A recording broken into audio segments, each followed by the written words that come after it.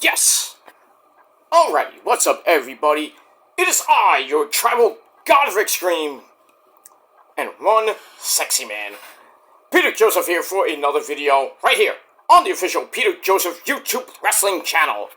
YouTube.com/Peter Joseph. Thank you for watching on this beautiful, not too warm, but warm enough, Monday afternoon, October the 14th, 2024. Happy Columbus Day to everybody.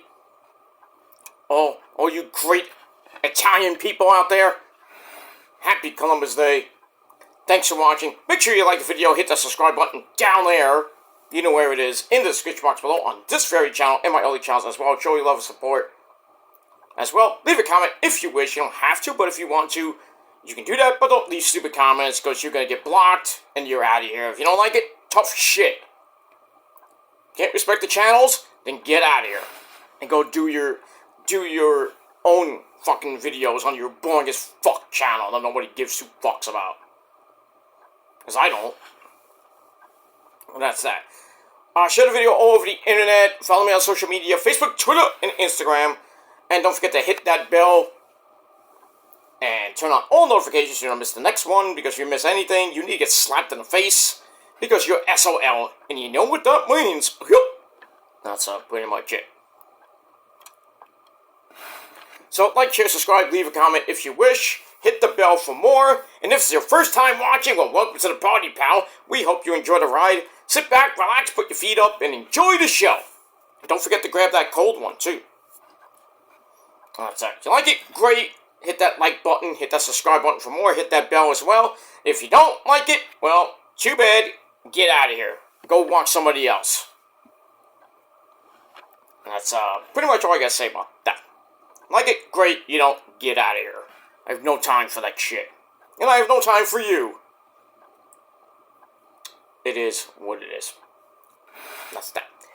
Alright, ladies and gentlemen, it is a beautiful Monday afternoon. Like I said, it is Columbus Day. So, happy Christopher Columbus Day to you all great Italian people celebrating basically our independence. Kind of like Independence Day, but, you know, it's a day off. So, you know, a lot of people had a 4-day weekend like I did. I go back tomorrow. Some of you people who don't get off on the holidays, except for, you know, who don't get off on the holidays, which sucks for you. You know, you have to go into work today because you got to make that money. I mean, might get double pay, you know, not double pay, but I should say, time and a half.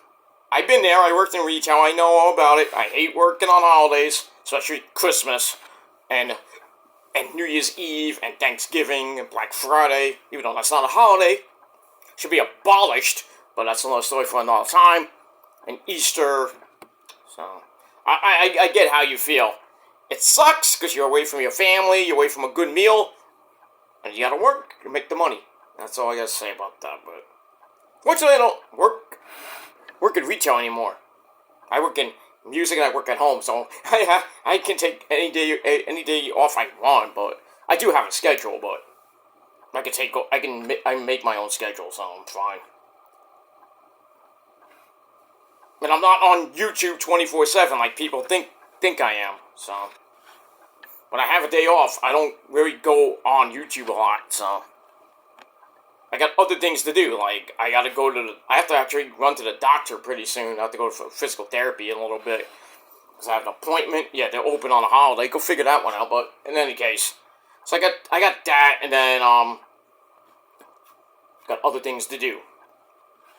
Like the Rangers tonight, but we'll talk about that later. But in any case, ladies and gentlemen, it is time for your late and out-of-date AEW Wrestledream 2 review. Alright, so let's get to Wrestledream. I'm going to give a little bit of a quickie review, because like I said, I got to go out soon. So, a little quickie review of Wrestledream. This happened Saturday night. I did not see the show live. I was at a concert. I think we all know. If you've been watching my Metal Guy channel lately, I got a lot of content. I just put up a new lip sync collaboration. I did one with In This Moment. I just put up one today with Nickelback. And if you hate Nickelback, fuck you. And I might do Creed next. I don't know, but we'll see what happens with that. But lots of new content is up on my Metal God channel. I put a new short on this channel, so check that out. Lots of good stuff. And that's that. But this is my second official, I guess you could call it third video of the day, but really first official long video of the day, but we got that. I might do TNA Ring of Honor a little bit later after I get back. I'm only going now for like an hour. So I'll be back in about an hour, hour and a half, and then I'm going to do my TNA Ring of Honor review, and then I'm out of here. I will be watching Raw as well, but I'll be watching on my phone in between periods for the Ranger game tonight, because they'll be at home to get on the Detroit Red Wings. Can't wait for that. Should be fun. And don't forget, Raw is 2 hours tonight, 8 to 10. So by the time I'm going home, Raw will be over.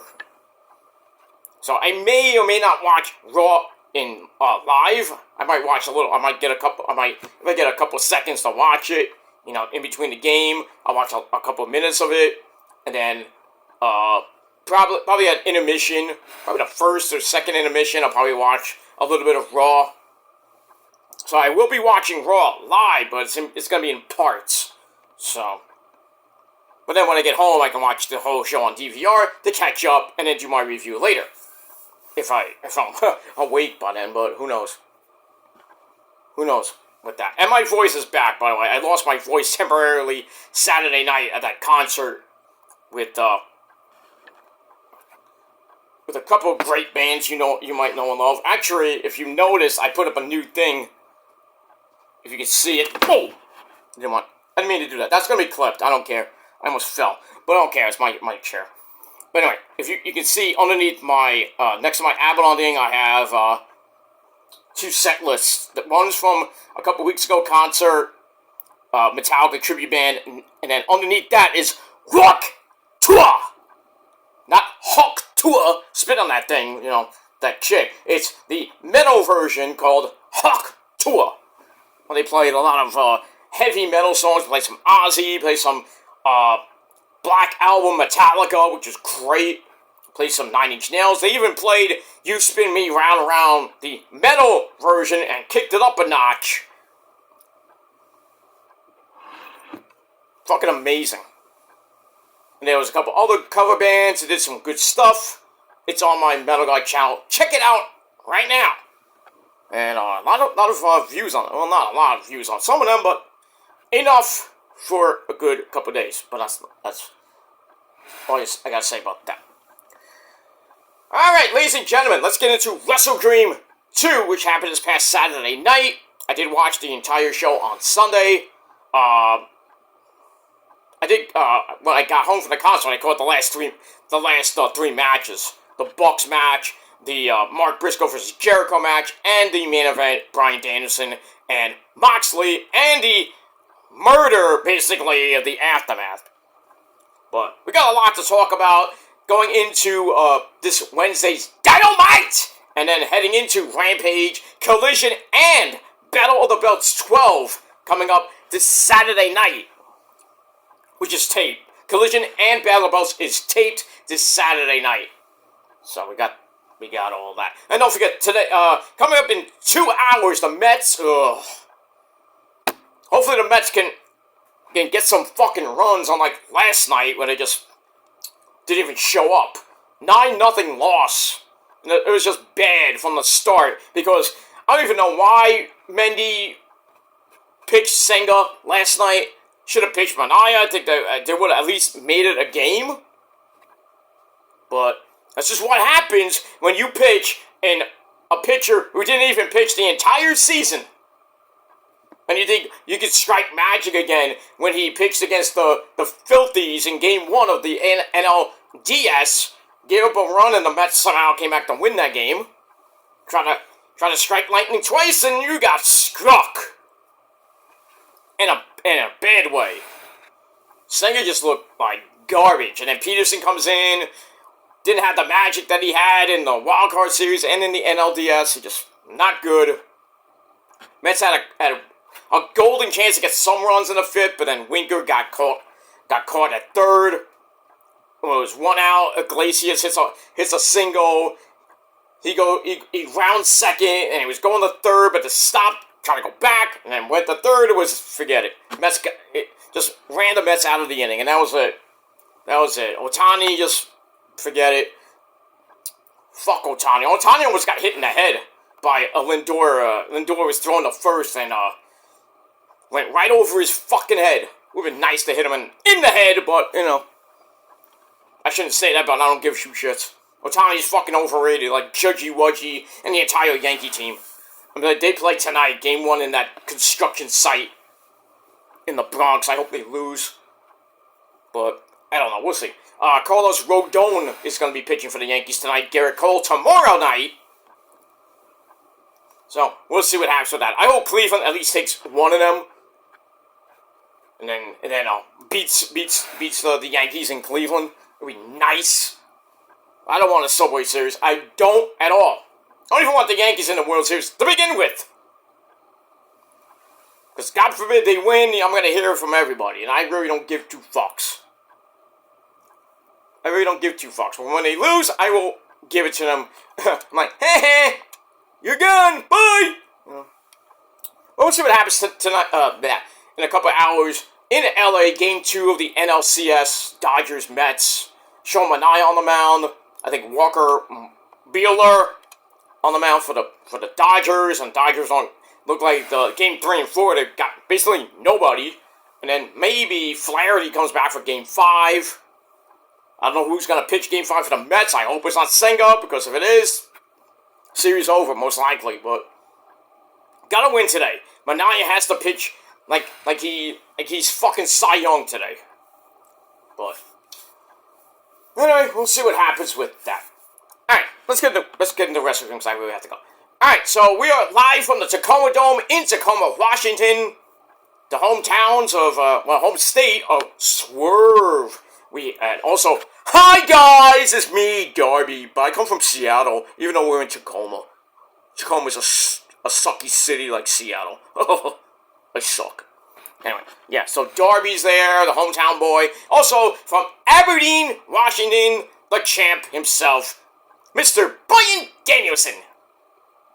Yes! Alright, so we're going to talk about that. Alright, so our commentary team, as always, on pay-per-view. Well, besides Taz, who's still recovering from double knee surgery. That sucks. At least he's watching the Met games in the hospital. Anyway, we have the man behind the mask, Excalibur, my good friend Tony Maloney Schiavone, Nigel McGuinness, me love, the great man from England. And later on the show, we had Back Down Jim Ross, Tony Schiavone, TBS, Saturday night, Tony Schiavone. You know, Jim Ross. Stone Cold. Okay, calm down. Anyway, moving on. Alright, so, I'm just going to run down a little bit of the matches, and that's pretty much it. Alright, so we had 0 Hour. 3 matches. First match out of the gate on 0 Hour for the Ring of Honor World TV title. We have the champ Atlantis Jr. defending against the Machine, Brian Cage. Well, goodbye Atlantis Jr.'s not that long, World TV title reign, because we have a new Ring of Honor World TV champion, and that, my friends, is Brian Cage. So it gets his second major title in Ring of Honor, because he won the 6-man tag team titles with the Gates of Agony, Bishop Quan, I don't like Quan, and Tonga Lioa. So get that. So that's his second major title going, with the Ring of Honor 6-man titles, and not technically the FTW title, which he held for a little bit. I've got that. But congrats to Brian Cage actually winning something important. And that's pretty much it. Alright, match number 2, we go to the ladies. We have the beautiful Danny L, otherwise known as Harley Cameron, taking on the woman with a fat ass and a mean attitude. That's Anna Jay. Not a great match. Anna Jay wins the match because Harley Cameron hasn't won a match to save her life except for a tag team match, which doesn't really count, but anyway. And Tony Schiavone's like, oh, she's on a roll! Yeah, right. on a roll out the door, maybe. But anyway, Anna Jay beats Harley Cameron with the gory bomb. Interesting. She gets to win there. And that's it. 8-minute match. The Brian Cage match lasted almost 11 minutes. Alright, after that, the final match on the pre-show, a tag team match. We had The Acclaimed, Max Caster and Anthony Bowens, along with Daddy Ass, Billy Gunn, and just remember, ladies, Sesame, Mommy Ass. Oh, yeah, that. They take on the MXM collection of Monsieur and Mason Madden, or Dion Madden, with a mystery third member who we found out in the back was the ever-popular Rico Constantino. I told you it was going to be Rico. I thought it was going to be Daddy Ass, but I said maybe it might be Rico, knowing how MXM collection is kind of like the second coming of Billy and Chuck. So there you go. Rico comes back for the first time in God knows how long. So he comes out looking the same, a little bit older, but the same. Him and Billy Gunn get into a fight near the end of the match. Here's my famouser. And then the Acclaim hit the Arrival into the mic drop. They get the win on Monsieur in just under 11 and a half minutes. So the Acclaim get the win. And that's pretty much it. That's it for the, well, not it for the entire, there was one more match. I thought it was 3 matches. Sorry, 4 matches on the card, because as always, there's one added in late. Anyway, so we go to the back, Mercedes Moné and Camille complain about things not being ready for them. And then Queen Aminata, the one and only, she comes in, she's not impressed. That's not impressive. She's not impressed with what's going on. But Mercedes like, I got no time for you. I got no time for you right now. I gotta go catch a plane. Boring. Anyway, we got that. Alright, then Tony Man brings out Antonio Inoki, the legend, God rest his mighty soul. He brings out his family for a big tribute, because I think Wrestledream was actually, made for, as a American tribute show for Mr. Antonio Inoki. I could be wrong on that, but anyway. So Antonio Inoki's family come out with a big tribute. Tony wants the fans to do the Inoki chant. And the fans like, huh? What's the Inoki chant?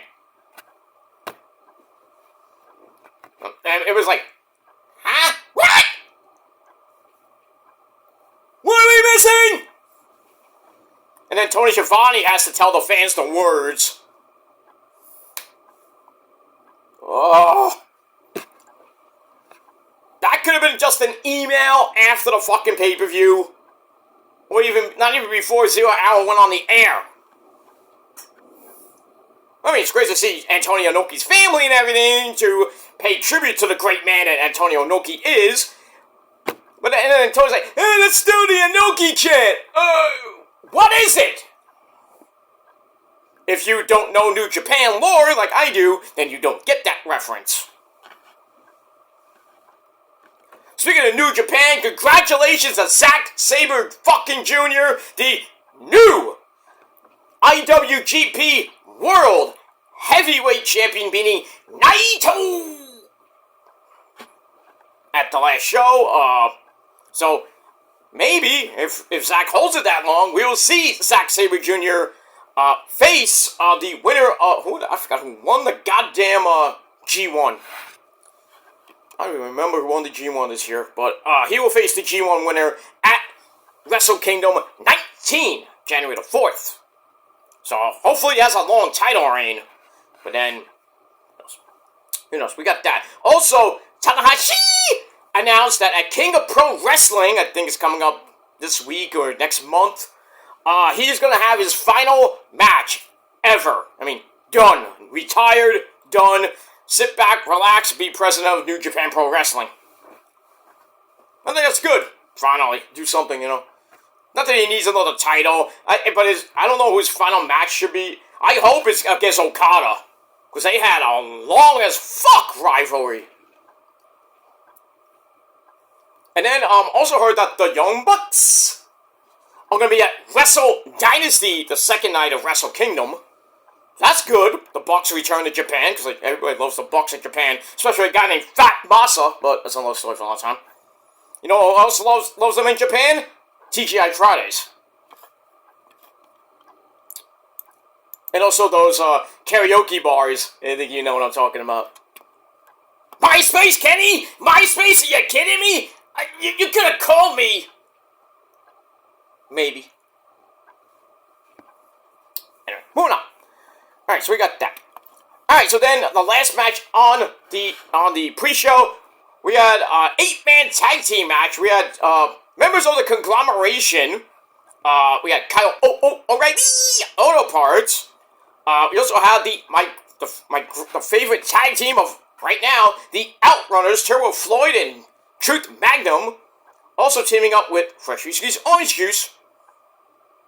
Orange Cassidy, they take on the Premier Athletes, Tony Nese and Ari Daivari, and the Beaver Boys, Johnny Huggy, and Alex Reynolds of the Dark Order. This was just a nostalgia match. I didn't really give two fucks about it.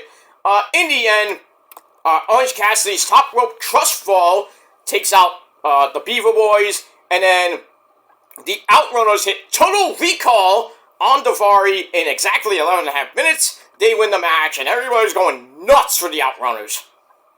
And completely nuts. That's it. Almost as shocking as Allie Katch turning on Effie, you know, Boosie. We all know that, the great tag team that used to be in GCW. Well, Allie Katch turned on Effie, hit him with an exploding barbed wire bat, and then he fell off the scaffolding through, like, glass and tables and shit. It was insane. And even at the same show, Bully Ray makes his GCW debut, being the final man in the Art of War Games match, which is like Steel Cage. We all know what War Games is, but it's different in GCW. Blah, blah, blah, blah, blah, blah, blah. He comes out and helps fucking Matt fucking Cardona and his team. Basically, he comes out, they light a table on fire, pick up Joey fucking Janela, put him through the flaming table. Joey Janela is like the fucking Human Torch. I think they won the match. I didn't see the ending, I just saw that part. But yeah, who knew that Bully Ray and Matt fucking Cardona, the so-called deathmatch legend, when he's not, helping him out. Why would you help out Cardona? But we got that.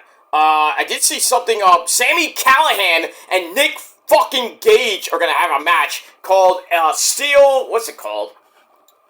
It's in a Steel Cage. There's a different name for it. I think it's called Steel Prayers or some shit like that. For a different promotion, obviously. But I'm like, what the fuck is that? It's a steel cage with something in it? Weapons? Well, that's obvious. But Nick fucking Gage and Sami Callihan. Take my money. Shit. Alright, so the Outrunners and Orange Cassidy and Kyle O'Reilly get the win, and nobody cared. And that's that. Alright, then we start the show up properly with an opening video, then some pyro. Match number 1, we have the Hangman, Adam Page, about to do some cowboy shit. Takes on the Switchblade, wait, with Switchblade, Jay White, with Rock Hard Juice Robinson. This was a brutal match, like we all thought it was. I had the Hangman to get the win. Wrong. Jay White wins the match. What? Biggest win of his career, basically. After beating Kenny, of course. Hangman loaded up the buckshot lariat, but his knee gave out because it was getting worked on during the match. And then Jay White hits the Blade Runner 1, 2, 3 in 16.5 minutes. So Jay White gets the win. A pretty damn good match. Moving on. Alright, match number 2. We go to the ladies. The AEW Women's title on the line. The beautiful, lovely, I want to fuck her in the ears, Mariah May take on the resident fun girl, Willow Nightingale. You know, kick the door. This was an okay match, a little bit of a step down, but still, very good match. Mariah May obviously retained the title with a super Hurricane Rana for a great count. She was countering, I think, Babe with a powerbomb from the top. Then hits the running knee into Storm Zero. 1, 2, 3. Disposes of Willow Nightingale in under 11 minutes. So Mariah May is still your glamorous AEW Women's Champion. And that's pretty much it. Alright, match number 3. We go back to the men. For the TNT title, we had the scapegoat Jack Perry, with his long, luscious hair, taking on the man from Japan, Mr. Speak and Spell himself, Katsuyori Shibata! A little bit of a cool-down match. This wasn't great at all. Almost 9.5 minutes. Back and forth they went. We got a Hangman's DDT on the floor, knocked Shibata silly. We all know Shibata with his brain injury and his concussions from New Japan. That's what took him out for a while.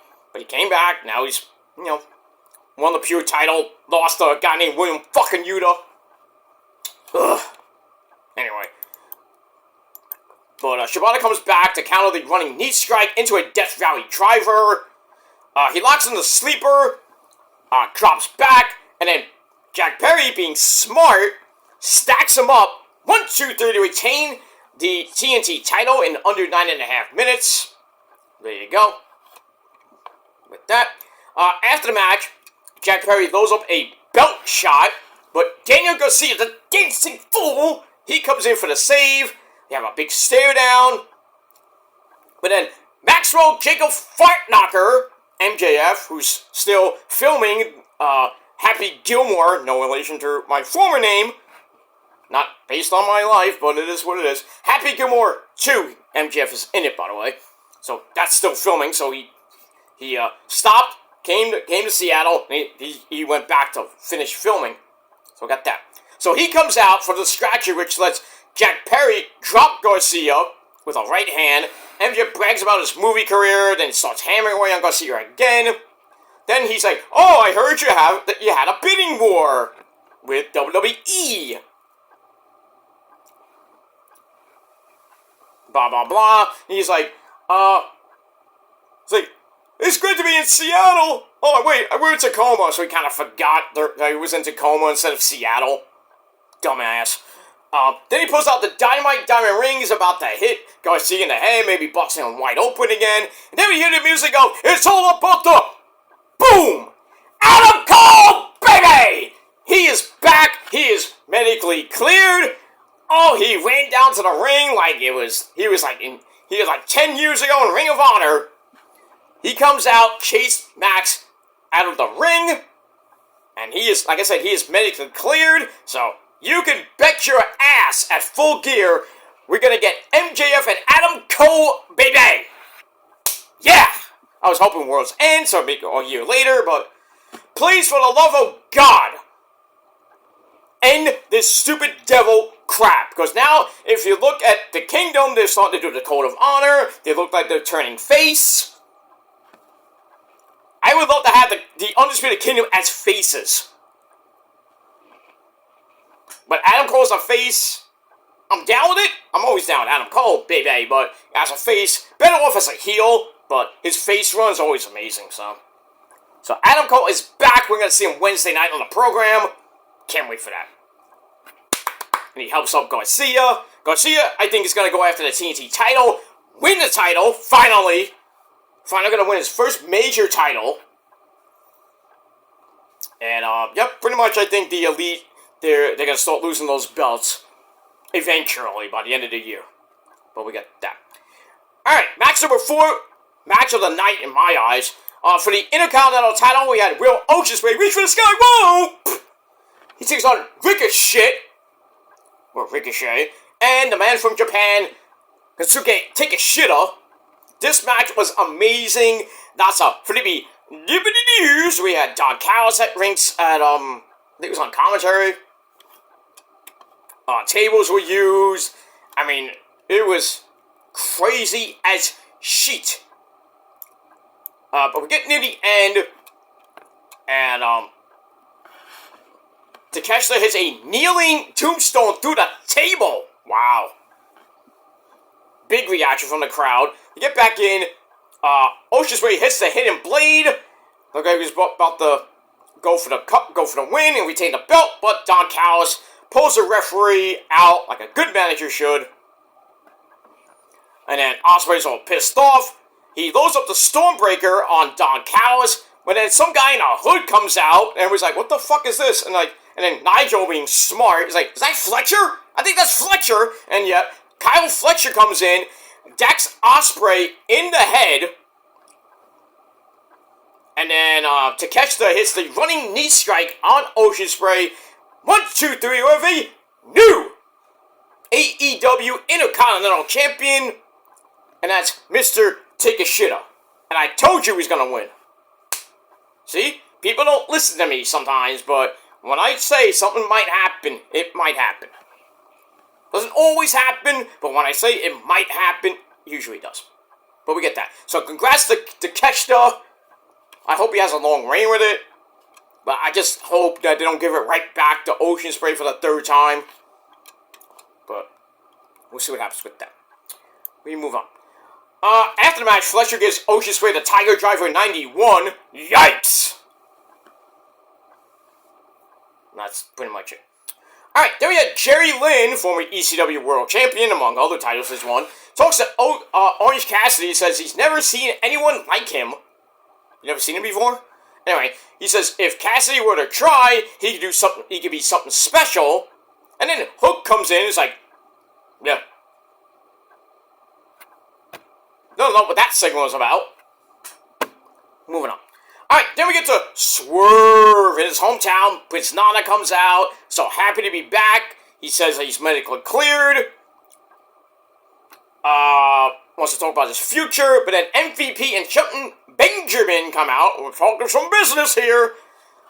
They talk about their time in Defy Wrestling. They talk about the wrestler and everything. Talk about the old times.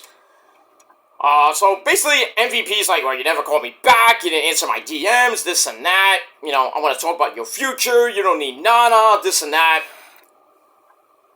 So Swerve's like, well, he talks about a match they had in Defy Wrestling, which, I remember that one, I saw the highlights of that. Blah, blah, blah, blah, blah, blah, blah. Swerve's like, yeah, I heard all the things about Nana selling weed to high school students in parking lots. But the reality is, Nana is his family. And he's like, I'll never turn my back on Nana. Here you will. And he tells MVP, you can stick your business card up your ass. So Shelton Benjamin takes a little bit of exception to that. Takes off his jacket. Uh-oh. And then the referees come out to break this fucking shit up. And I heard on Wednesday night, I think we're going to get Swerve and Shelton Benjamin in action. I'd love to see that around a pay-per-view match, but we'll get that. So that was a pretty good segment. Alright, then we go to Hologram, 15-0, taking on the Beast, Mortos of LFI, along with Bruce, Jalisco, and Jake Roberts. So 2 out of 3 fall match. Hologram wins the first fall with a crucifix bomb. Crucifix. To win the first fall, to get right back up. And then, as the second fall goes to Mortis, so, hey, Hologram actually got pinned. But it doesn't affect I don't think it affects his overall record. But anyway, Hologram came right back and sets up the Torture Rack helicopter on Mortis. 1, 2, 3, still undefeated, technically, at 16-0, Mr. Hologram. Good match. This was a good match, too. We move on. Alright, then we get to Darby Allin against Brody King. This was insane. You knew this was going to be brutal. That third match didn't last that long. 12.5-minute match. Get a superplex to the floor. Ow!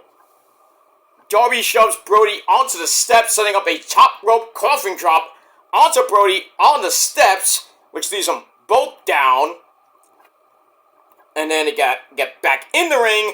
Darby goes back up top, hits another coffin drop. 1, 2, 3. He gets the win. So he wins the little. He wins the feud 2-1. And there you go. Not a great match, but it was what it was, and that's that. Alright, then we go to the tag team titles being defended. We have the Young Bucks. Matthew and Nicholas Jackson taking on Isaiah Cassidy, Brother Zay, and Mark Quinn. We all remember that Private Party beat the Bucks 5 years ago on the first Dynamite in the first round of the AEW Tag Team Title Tournament. So, 5 years later, everybody thought that Private Party was going to win. No! I said, and I was right, that the Bucks were going to win. And what happens? The Bucks won. The EVP trigger gets a near fall. They try for it again. They knock knees. Ow! Which allows Isaiah Cassidy to get a small package for a near fall. They get back up, and the Bucks hit a quick TK driver on Mark Quinn. 1, 2, 3 to retain the belts. There you go. Good match, could have been better, but still. Decent match. And, that's pretty much it. Okay. After that, Private Party are left in the ring for a big ovation. Some applause. Don't know if they're gonna stay in the ring, and I'm gonna say, in, AEW. What are they gonna do with them? Put them on Rampage? I'm sorry, Shockwave. Rampage is going to be over in a couple weeks. So, good. Can't stand Rampage. Gonna get it off Friday nights, and it's gonna go to Fox, and it's gonna be called Shockwave. It's gonna be the remnants of Rampage, what Rampage is, or it's gonna have some Ring of Honor matches. I don't know what it's gonna be. We'll have to see when it actually comes out. That's it. Alright, after that, we go to the Ring of Honor World title being defended by the funky chicken himself, Mark Briscoe. Reach for the Skyboy, Jay Briscoe. He takes on Le Champion, the Ocho, Mr. Reading Rainbow himself, Chris Jericho. Hi, guys! So he's there with Big Cass and Brian Keith as well. This was a fight. Orange Cassidy comes out, decks Big Bill in the back. You knew that was going to happen, so most of the conglomeration saw coming out. Rocky Romero runs out to fight Brian Keith to the back, because Brian Keith won on Rampage. So Mark, we get a big step up flippy dippity doo through a well-placed table. Mark goes for the J-Drill, gets countered. Jericho hits the Judas effect. He was about to win, but he set up his own version of the J-Driller, and Mark barely kicked out at two. Then they slug it out from their knees. Mark gets all fired up. He's hulking up, brother. And knocks Jericho down. Goes up top. Hits Froggy Bow, which sets up the J-Driller. 1, 2, 3. Mark Briscoe beats Jericho to retain the Ring of Honor World Heavyweight title. And if anybody could beat Mark Briscoe right now, I mean, Shane Taylor actually said something on his Instagram about it and Twitter. I don't know if they're going to go in that direction, but we'll see what happens with that at Final Battle. We'll move on. Alright, then we go to a main event of the evening for the AEW World title. Bryan Danielson. Yes, it's the final countdown. Comes out to a big reaction. He takes on Jon Moxley. Alright, so we get that. Blah, blah, blah, blah, blah, blah. This was a great match. Marina Shafir at ringside. Just a great match. Moxley actually wins the match and the belt for the 4th time after a Death Rider gives Moxley a 1 count. So Moxley's like, oh well. Power driver. Hits a power driver into another, like a rear naked choke / sleeper hold. Or the bulldog choke, basically. And then Danielson just passed out. So his full-time career is over. 27-minute match. Great match. And then the aftermath. We just witnessed the murder. Basically, long story short, Danielson's in-ring career full-time is over. Fans are, yay! Blah, blah, blah. And then Claudio comes out with the bastard Pac, whip out some plastic bags again. They suffocate Bryan again. Darby comes out for the save. Wheeler Yuta comes out. William Yuta comes out comes in. We thought he was gonna save.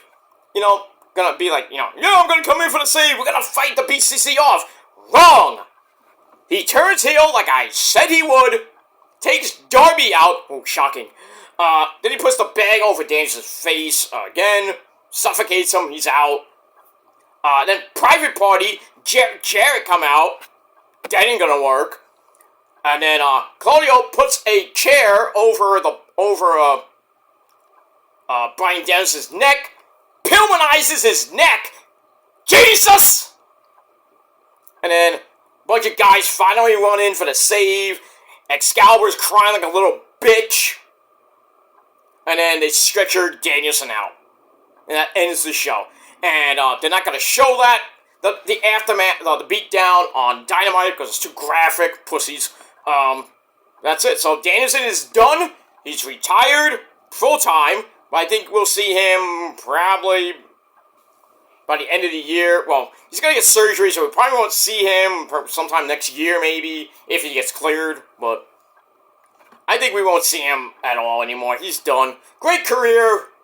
He loses to Moxley, of all people. I thought he was going to lose to somebody else, but maybe like Kenny, but he picked... Hey, he lost... His career ended with Moxley in AEW. Guess who he lost to when he left WWE? Roman. Should have lost the set too, but that may happen maybe later, and I don't know if it's ever going to happen, but that would be funny if Danielson comes back and his actual final match is against Seth fucking Rollins, and he loses to Seth Rollins, so he lost the entire Shield. That'd be funny, but we get that. Alright guys, I gotta get out of here. Thanks for watching. My overall rating for Wrestledream, it wasn't great. Some of the matches were just ridiculous. But I still gave it a respectful 7 out of 10 stars. And that's all I gotta say about that. Leave me your thoughts and opinions down below. And that's it. Alright guys, I gotta go. Thanks for watching. Until next time. Peace.